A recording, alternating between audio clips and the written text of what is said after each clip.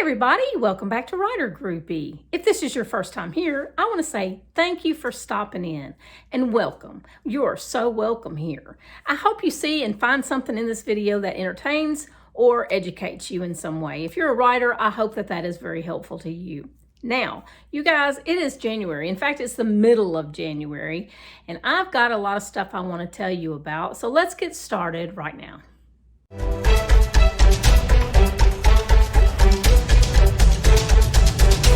So I don't know how you feel about talking head videos. Sometimes they can be kind of boring. I hope that the first part of this video doesn't bore you too much, but I do have a few things to say. First of all is my goals for January. As I mentioned in the last video, I'm going to start doing something every month where I tell you what my goals for that month are, and then we'll do a future video explaining whether I did what I said I was going to do. So I haven't spoken to you about what my goals for January are yet. So here we go. First, I've got to get the edits finished for the fourth book in the Mount Moriah series entitled The Little Theater. And if you haven't seen the book cover yet, stay tuned to the end of this video and I'll pop it up there for you to peruse. Also, the edits have to be done. I have to get a pre-order up for that book, and I have to start really digging into the promotional side of it. So that's the thing I think for January that's going to be, the most important on the writing side is book 4, The Little Theater. Now, I always have 3 goals every quarter. One is book writing, related. One is generally promotions related, and the other one is oftentimes health related or personal. And so let me just say for the month of January, the writing related goal is probably going to take first place, but the second one would be my health, and I'm intending to go to the gym at least 5 times a week, 6 if I can make it. Stay tuned and let's see, do I manage to happen to go and do what I said I was going to do. And also, in the promotions aspect of this month, because I'm in the middle of editing and I've got these other things to do, promoting this book is going to really have to be a work of art. I've got so many ideas, but I have such limited time. So if you want to help me promote the Little Theater, please do that. Go out to any of my social media sites, snatch that book cover, and start promoting it. If you're a Twitter follower of mine, do me a favor and retweet my posts about this book coming out. I need to get the word out. Everything is a little bit behind because I stayed too long during the holidays back home. I didn't get home when I intended or anticipated, and everything fell behind. And so I'm still playing catch up, but this book is coming out regardless. I think I'm going to be ready for it to be dropping on February 15th. That's my goal. I would really like to see it come out on Valentine's Day. That's really my goal. But if I don't make it then, sometime in February, I feel sure it will make it out into the world. So please help me to promote The Little Theater. It's a beautiful cover, and I hope you'll go out and at least look at it or wait to the end of this video and see what I've got. And if you're not one to set goals, maybe you're an annual goal setter. Maybe you just set one goal per year to accomplish. I just want to let you know that, it's okay if that's not your thing. If that's not your bag, if you're not into setting goals, that is perfectly fine. You don't have to. Some people say resolutions. I call them goals. But I think that if you are that kind of person and you do have something that you aspire to accomplish in 2022, then I have a little bit of advice on how to maybe get that goal to come to fruition for you. In order to really talk about this effectively, I'm going to give you a potential goal, a goal that maybe you might set for yourself, especially if you're an older author, an over 50 writer, one of those, and you have said for so many years, I really want to write a book. And you decided that 2022 is your year to write that book. Let me tell you the one thing that's going to send you into orbit and get a lot of ground laid for that process. And that is journaling. Journaling in a journal is going to move you from I want to I'm writing. From I want to write to I'm writing. From want to write a book to I'm writing a book. And I say this with all love and generosity. Journaling works. How can I say that so definitively?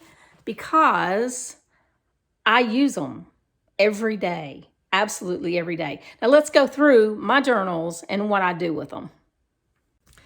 Well, the first book that I have is called Thoughts, and this is a brand new journal. I got this for Christmas from some dear friends of mine.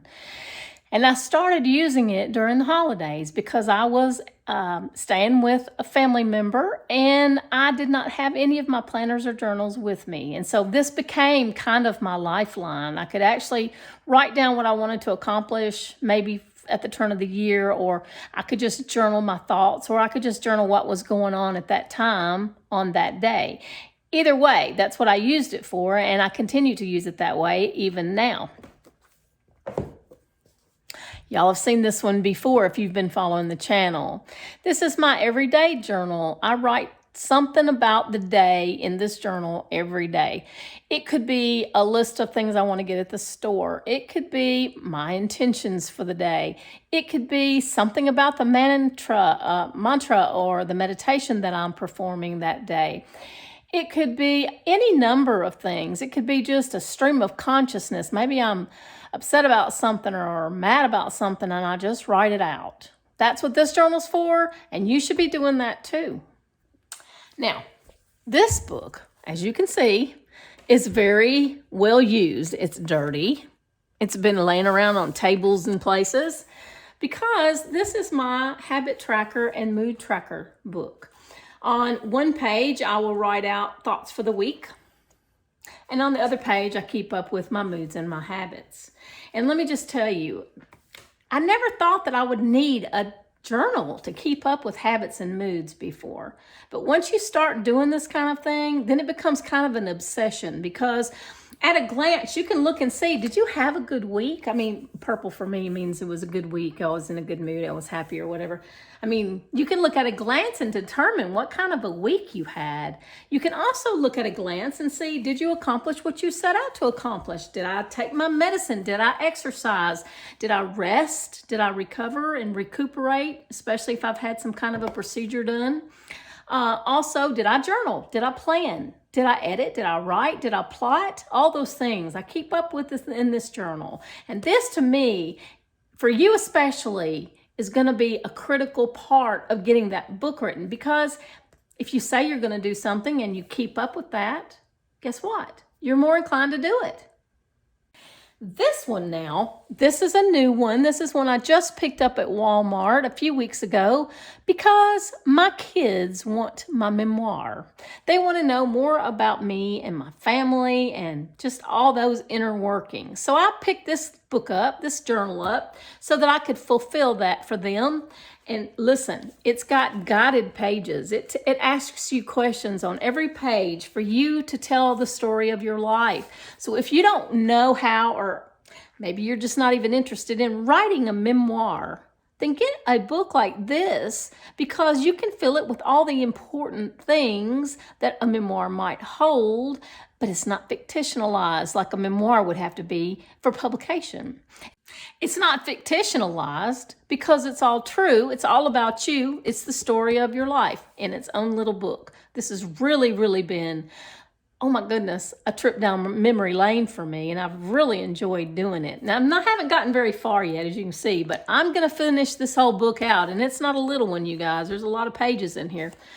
But I intend to do this because my kids want it and they will benefit from it. There's things in here that I'll write down about my memories that when I'm gone, they can look back on. And especially if it has to do with family tree stuff. You know, my memories and my stories about my family and my life, I mean, once I'm gone, they're gone unless it's written down. So get you a book like this. Get you a journal like this. And finally, the coup de grace here. This is my menu planner. This is where I keep up with breakfast, lunch, and dinner every day, 7 days a week. And yeah, I have kind of decorated it. I do try and kind of give it a little bit of color and some stickers and some fun stuff. And I am definitely not an artist, but I do have fun. And I'll tell you what, if you plan out your menu, if you're following a healthy diet, if that's something that has become a lifestyle change for you in 2022, keeping it in a journal is very, very effective to note on those days when you do follow your menu plan and when you are on your diet and those days when you're not. That's it for my journal lineup.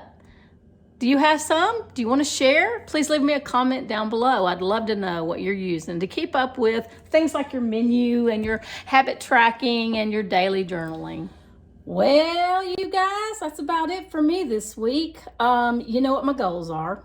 Get that book 4 finished, get the promotions going, go to the gym every day. Check back with me toward the end of the month, maybe even next week, because next week will be 2 weeks. 2 weeks. On January the 30th, the video for January 30th, I will give you the overview of how I've done.